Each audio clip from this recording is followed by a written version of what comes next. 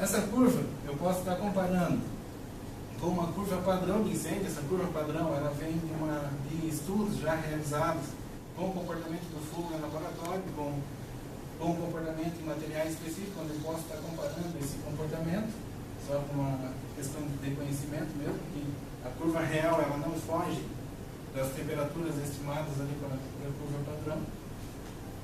Esse incêndio, quando eu tenho essa evolução, quando eu tenho esse aumento de temperatura até ali nas faixas de 1000, 1200 graus, eu tenho os efeitos nos materiais.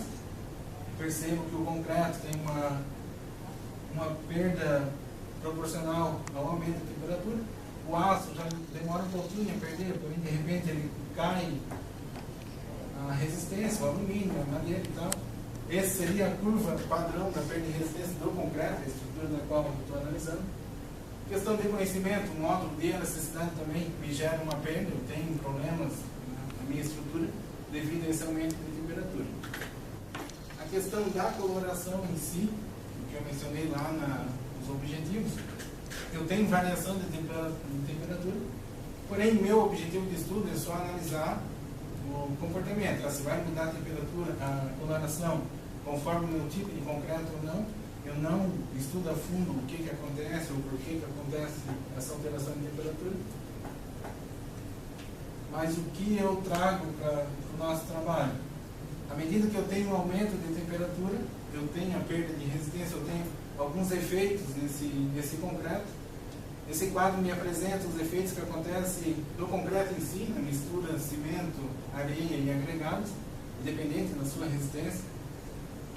Já na faixa de 100 a 500 graus Celsius, eu tenho a perda de água, evaporação de água, e tenho a desidratação dos silicatos de cálcio hidratado, de CSH. À medida que eu aumento e chego a 200 graus, eu tenho a reidratação, a desidratação desse silicato.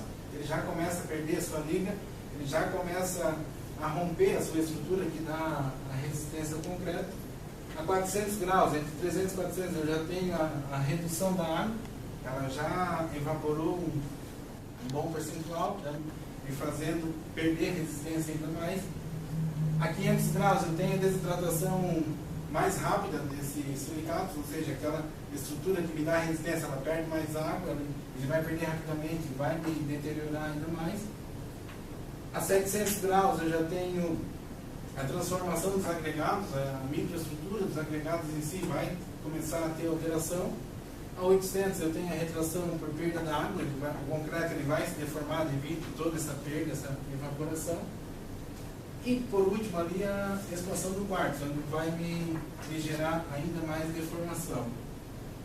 Trazendo para nossa faixa de temperatura, em 300 graus eu tenho início de perda da força do concreto, ou seja, aquela estrutura que eu já tinha inicialmente, ela já começa a sofrer alterações físico-químicas, ela já começa a perder resistência.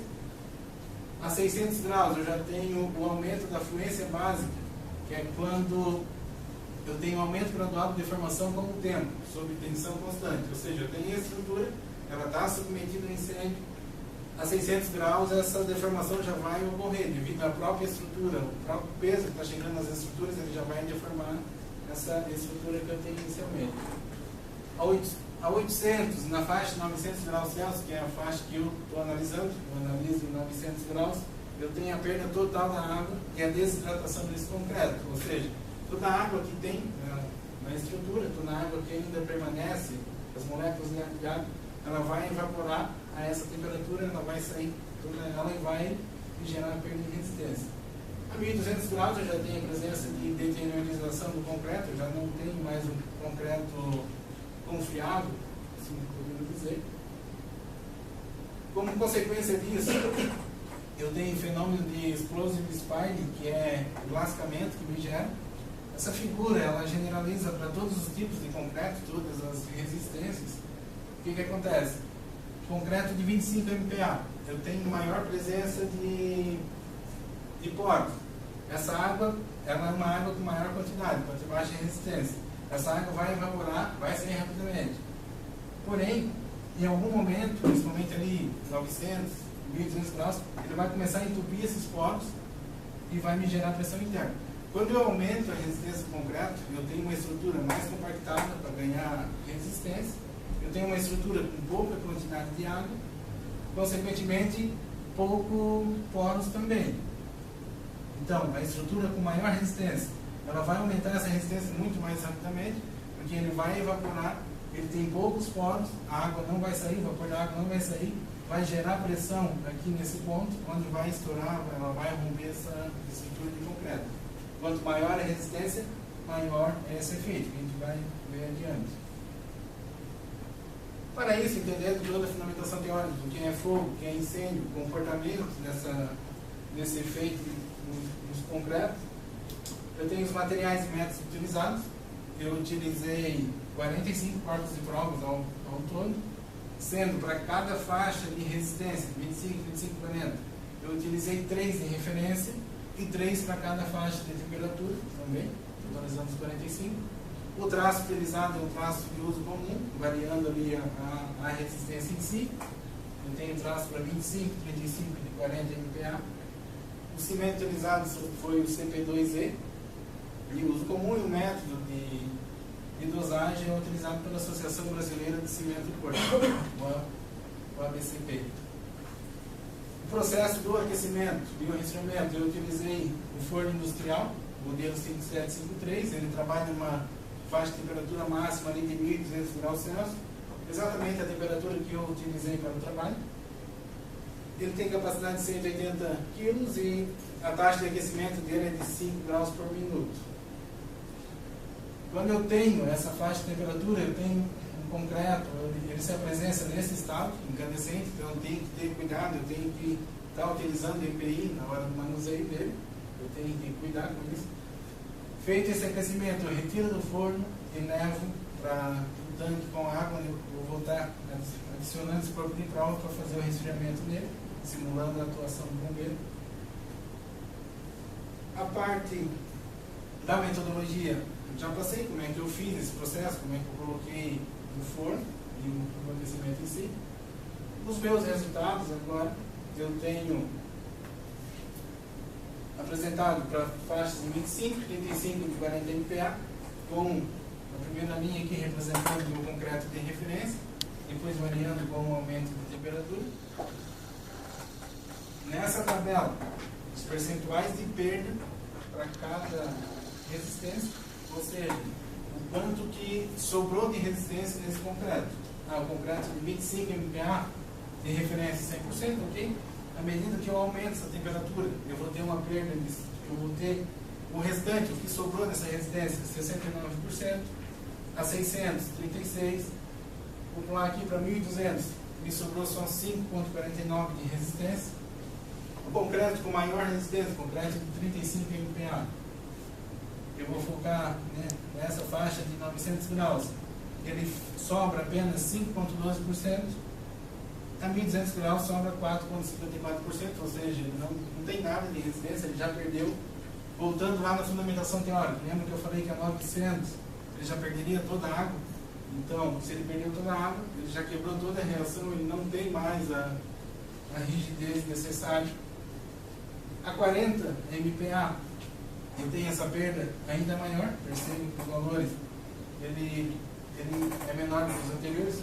O quanto que sobrou nessa resistência, um concreto de 40 MPa sobrou só 3,23% da resistência final dele. A representação gráfica nessa perda, eu tenho aqui o concreto de 25, de 35 e de 40 MPa. Percebo que de 25 ele é linear com o aumento da temperatura. O de 35 ele já faz uma curva, ele já tende para uma representação de curva.